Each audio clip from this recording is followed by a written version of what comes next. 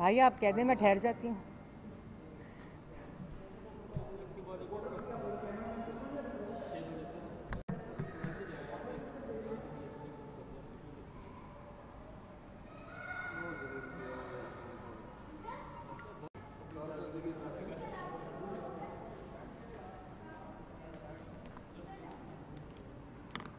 बिस्मिल्लाहिर्रहमानिर्रहीम।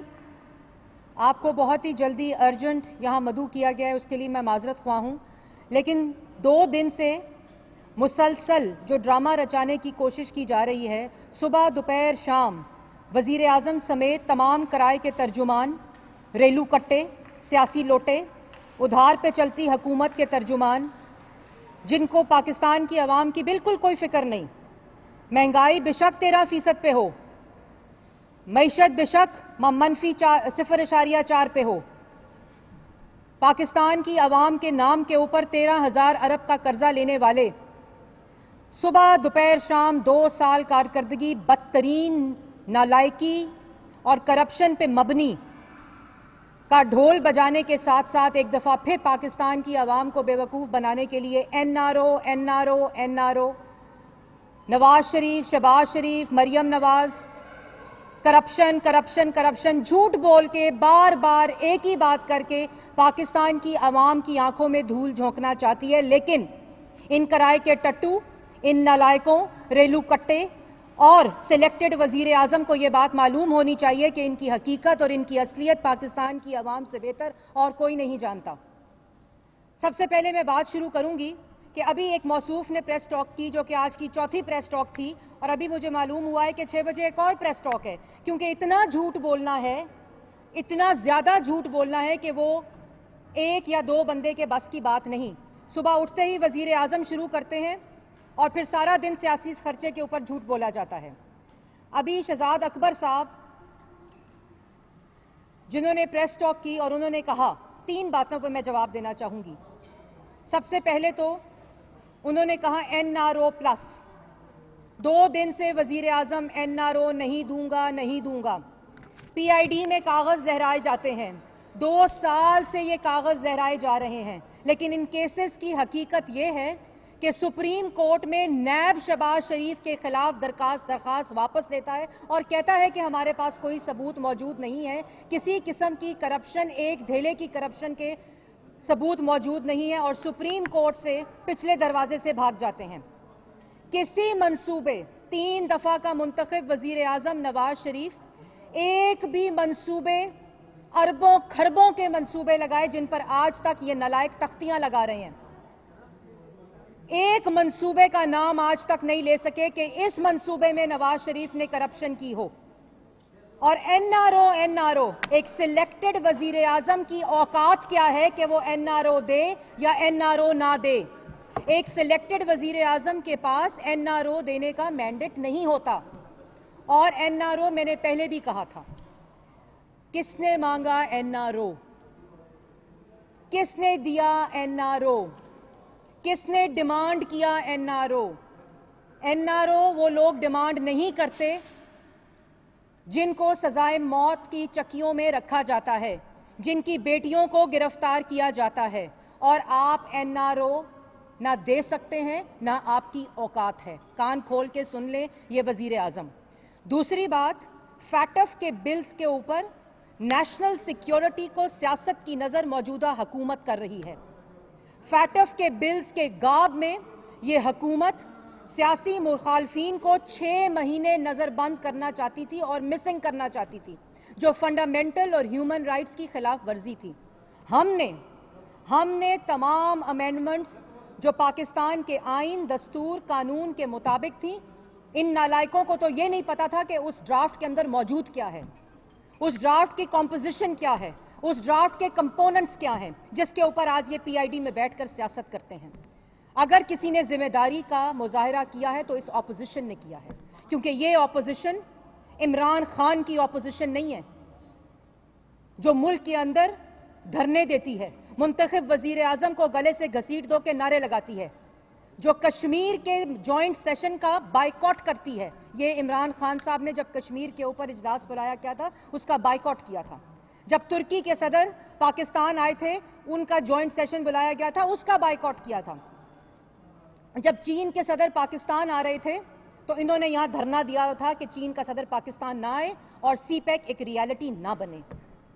जिस वक्त फैजाबाद का धरना था, इनकी वजह से, इमरान खान की वजह से पाकिस्तान ग्रे लिस्ट में गया था, क्योंकि वो फैजाबाद का धरना इमरान खान साहब ने प्लान किया था।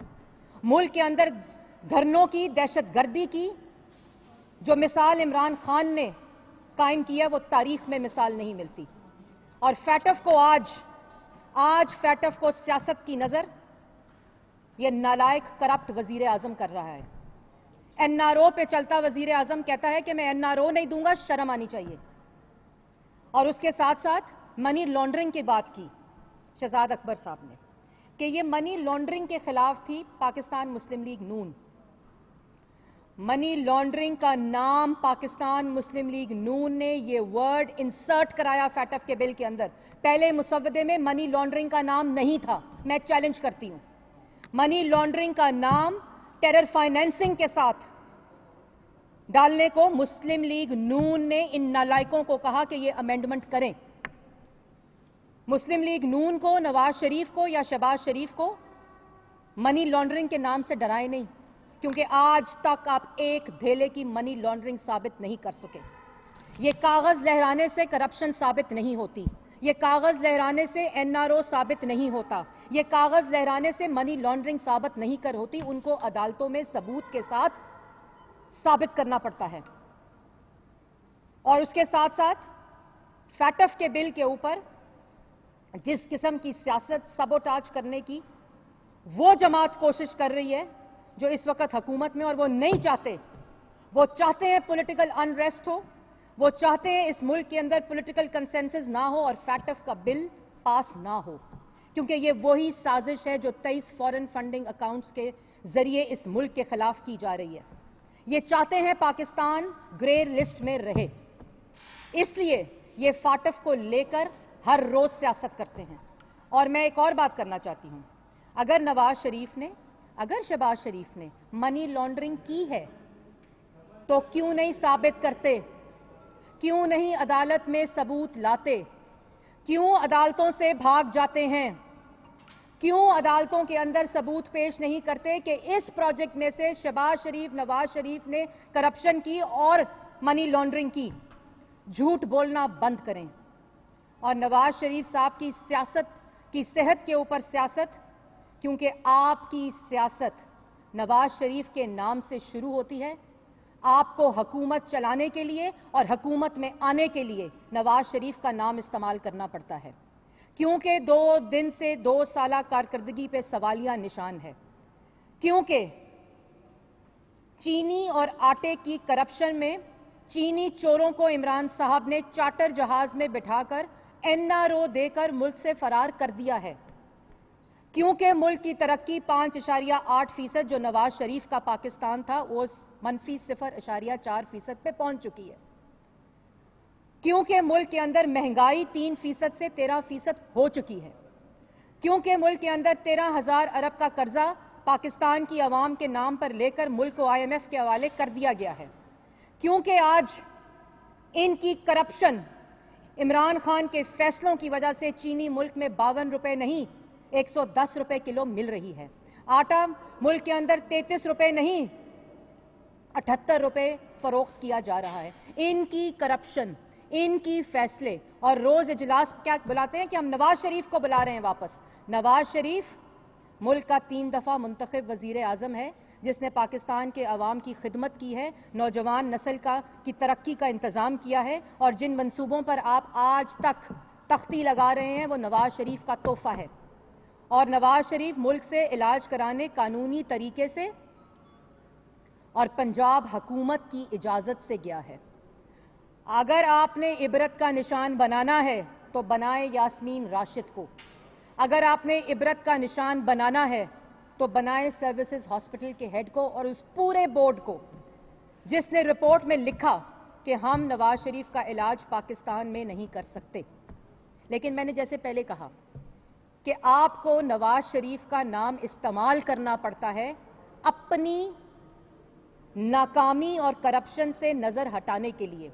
जब आपकी कारकर्दगी पे सवाल होता है तो नवाज शरीफ का नाम इस्तेमाल करना पड़ता है। जब आपको अपनी कारकर्दगी दिखानी होती है तो नवाज शरीफ के मंसूबों पर तख्ती लगानी होती है। और उसके साथ साथ एक और बात मैं कहना चाहती हूं कि नैब न्याजी गठजोड़, नैब न्याजी गठजोड़ के ऊपर मुस्लिम लीग नून ने नहीं, सुप्रीम कोर्ट ऑफ पाकिस्तान ने, ह्यूमन राइट्स वॉच ने सवालिया निशान उठाया है। इस्लामी नजरियाती काउंसिल ने और तमाम कानूनी माहिरीन ने कहा है कि नैब बदनीयती के ऊपर सियासी मुखालफीन का मीडिया ट्रायल करती है, सियासी इंतकाम के लिए इस्तेमाल हो रही है। और उन सवालिया निशानात के बाद अब ये फैटफ के अंदर वो तमाम चीज़ें लाना चाहते हैं जिनसे ये सियासी मुखालफीन को एक दफ़ा फिर इंतकाम का निशाना बनाए।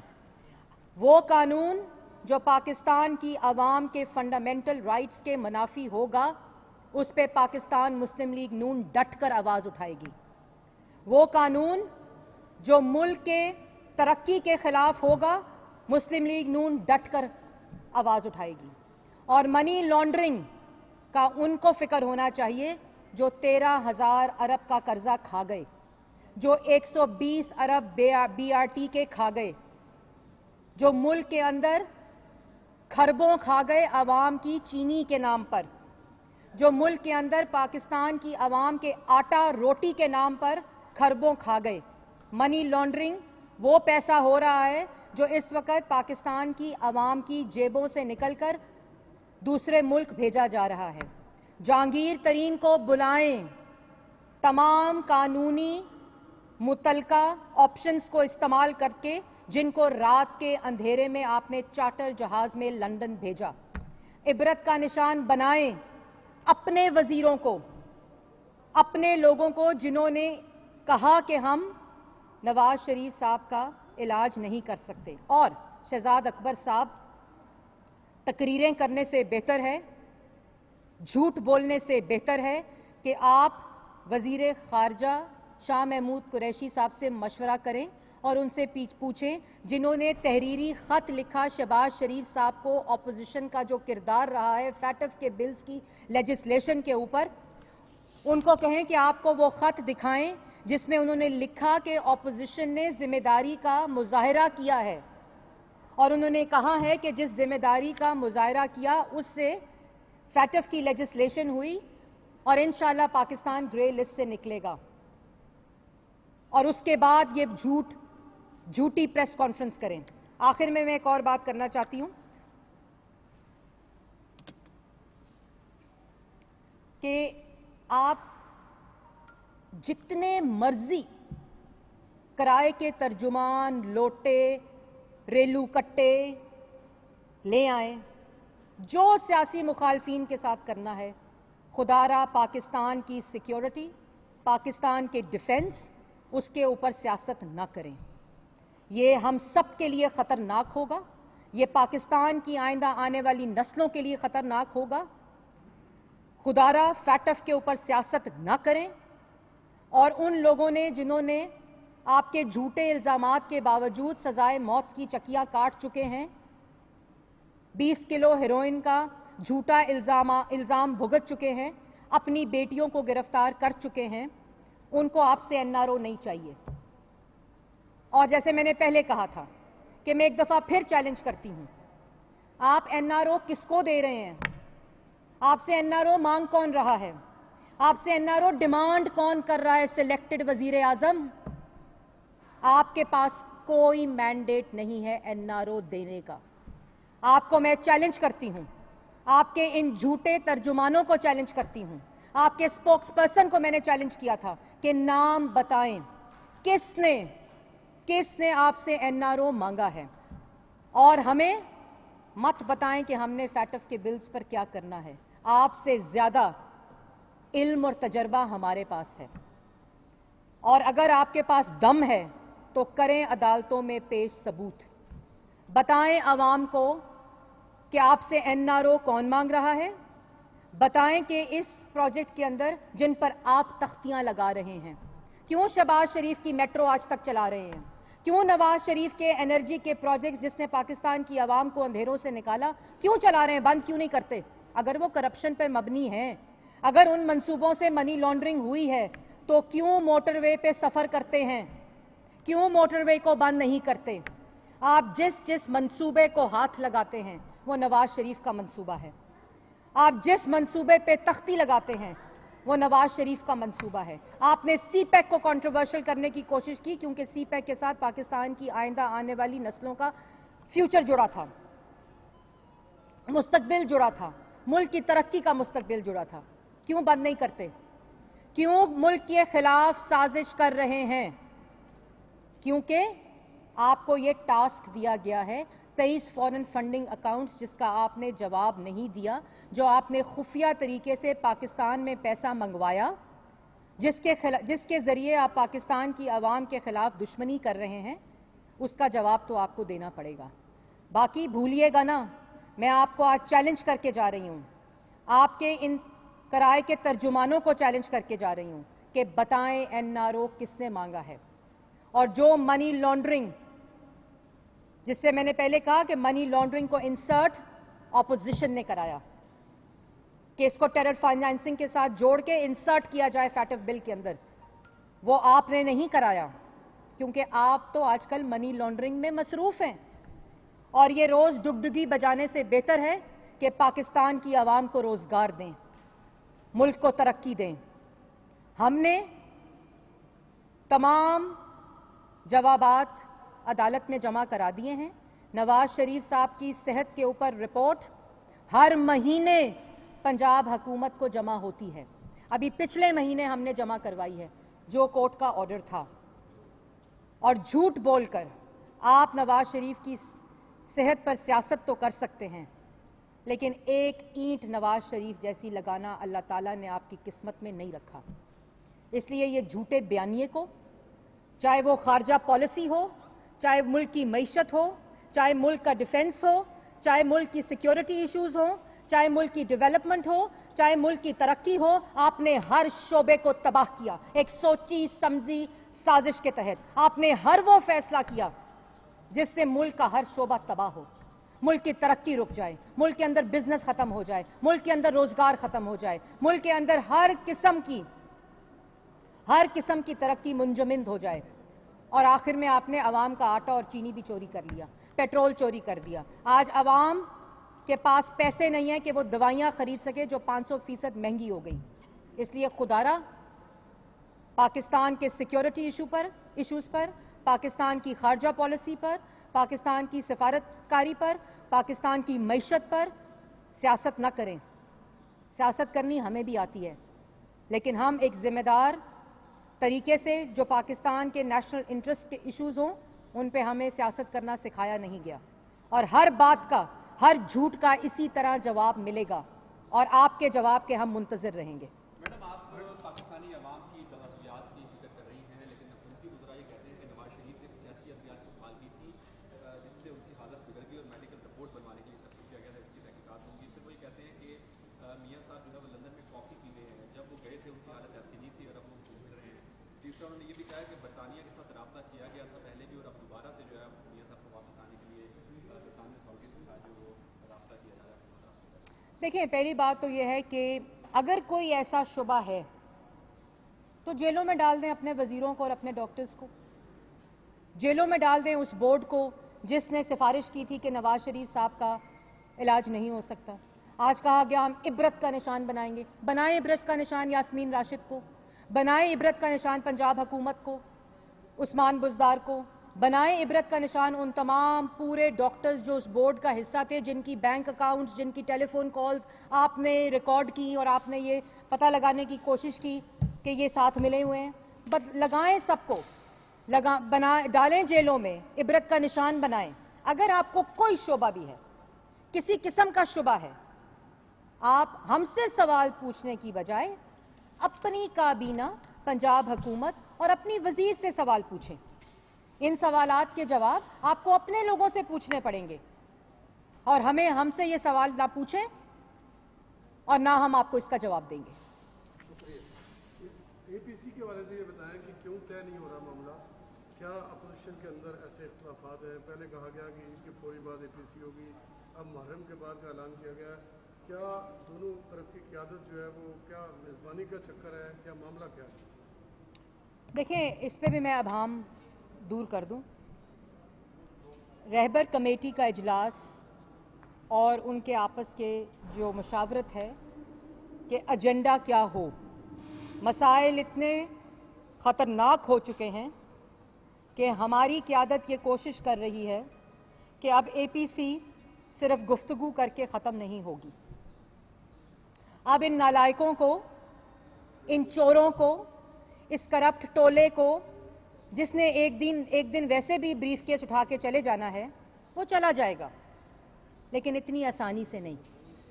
इसलिए अब एपीसी के एजेंडे पे काम हो रहा है और जल्द उसकी तारीख और उसका एजेंडा जो इस नालायक नाअहल सिलेक्टेड वज़ीर आज़म को घर भेजने के लिए इस्तेमाल होगा, उसका ऐलान कर दिया जाएगा। ठीक है, थैंक यू जी, बड़ी मेहरबानी।